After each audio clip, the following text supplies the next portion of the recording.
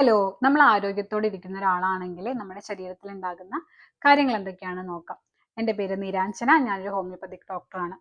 നമ്മൾ രാവിലെ ഉറങ്ങി എണീറ്റ് വരുന്ന സമയത്ത് വിശക്കുന്നത് അത് നല്ലൊരു സൈനാണ്. കാരണം നമ്മളുടെ ദഹന ഹോർമോണുകൾ നന്നായി പ്രവർത്തിക്കുന്നുണ്ട്, നമ്മുടെ ദഹനം നന്നായിട്ട് നടക്കുന്നുണ്ട്, അതുപോലെ മെറ്റബോളിസം നല്ലതാണ്. ഇനിയിപ്പോൾ നിങ്ങൾക്ക് വിശക്കുന്നില്ല എന്നുണ്ടെങ്കിൽ രാത്രി നമ്മൾ കിടന്നുറങ്ങുന്നതിൻ്റെ ഒരു 3 മണിക്കൂർ മുന്നെങ്കിലും ഭക്ഷണം കഴിക്കണം. അത് മാത്രമല്ല, നമ്മുടെ ഭക്ഷണത്തിലെ പച്ചക്കറികളും നാരടങ്ങിയിട്ടുള്ള ഭക്ഷണങ്ങളൊക്കെ ഒരുപാടായിട്ട് ഉൾപ്പെടുത്തണം.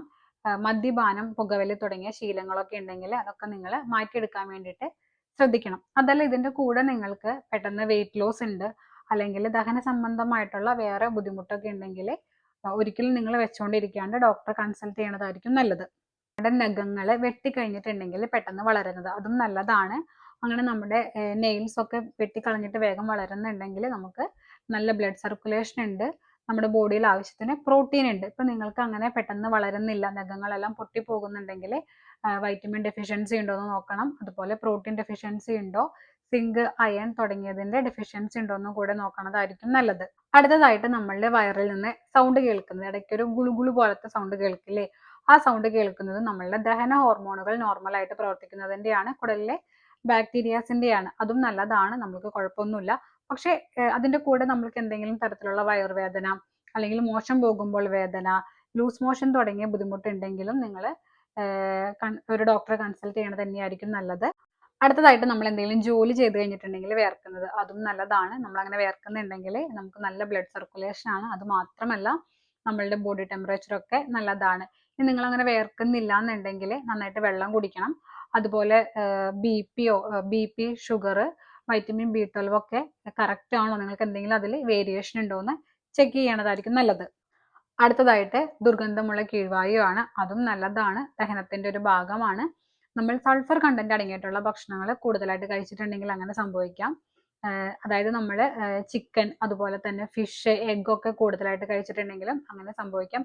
പക്ഷെ അതല്ലാതെ ഇതിന്റെ കൂടെ വെയിറ്റ് ലോസ് ഉണ്ട്, നിങ്ങൾ ഒരു പ്രാവശ്യം ഒരുപാട് തവണ മോഷൻ പോകുന്നുണ്ടെങ്കിൽ അത് നല്ലതല്ല. അതുകൊണ്ട് അതും നമ്മൾക്ക് ഡോക്ടറെ കൺസൾട്ട് ചെയ്യണതായിരിക്കും നല്ലത്. അടുത്തത് നമ്മൾക്ക് ലൈറ്റ് യെല്ലോ കളറിലെ യൂറിൻ ഉണ്ടെങ്കിൽ അതും നല്ലതാണ്. നമുക്ക് ബോഡിക്ക് ആവശ്യത്തിനുള്ള ഹൈഡ്രേഷൻ ഉണ്ട്, നമ്മുടെ കിഡ്നി നോർമലായിട്ട് പ്രവർത്തിക്കുന്നുണ്ട്.